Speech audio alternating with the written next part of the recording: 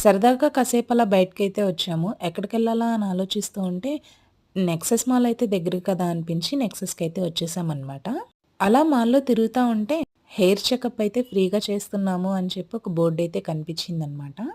ఫ్రీయే కదా! ఓసారి చెక్ చేయించుకుందాం అని చెప్పైతే చెక్ చేపిచ్చాను. ఇందులో మొత్తం ఒక 4 స్టెప్స్ అయితే ఉన్నాయన్నమాట. ఫస్ట్ వాళ్ళ దగ్గరున్న మిషన్‌ని తీసుకొచ్చి మన హెయిర్‌కి, స్కాల్ప్‌కి టచ్ అయ్యేలా అయితే పెడతారు.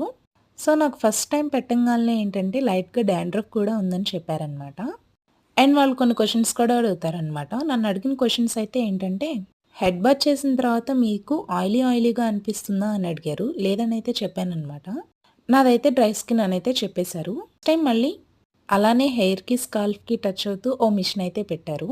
అప్పుడు వాళ్ళు చెప్పిందేంటంటే, హెయిర్ రూట్‌లో నుంచి 3-4 అయితే రావాలి. మీకు మాత్రం 1 లేదా 2 మాత్రమే వస్తున్నాయి. సో, ఇలా రాకూడదు అని చెప్పారు. దానికి తగ్గట్టు ప్రోటీన్ ఫుడ్ ఎక్కువ తినమని చెప్పారు. నేను వాడే షాంపూ కూడా పీహెచ్ వాల్యూ తక్కువుందనే చెప్పారనమాట.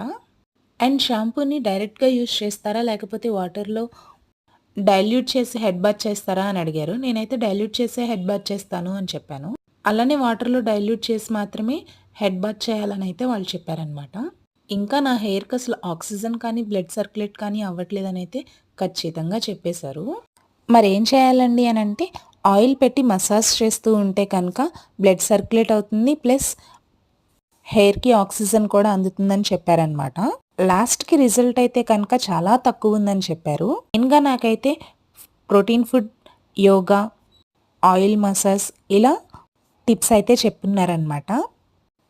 హెయిర్ సీరమ్ యూజ్ చేస్తున్నారా అంటే నేనేం యూజ్ చేయట్లేదని చెప్పాను. వాళ్ళు హెయిర్ సీరమ్ కూడా యూజ్ చేయమన్నారు. అవన్నీ కెమికల్స్ కాబట్టి నేనైతే యూజ్ చేయను అనైతే అడిగారనమాట. నేనైతే వద్దని చెప్పాను. చేసిన షాంపూ అయితే కనుక నాకు చాలా బాగా వర్క్ అయిందనిపిస్తుంది. మీరెప్పుడైనా అటు వెళ్తే చెక్ చేయించుకోండి.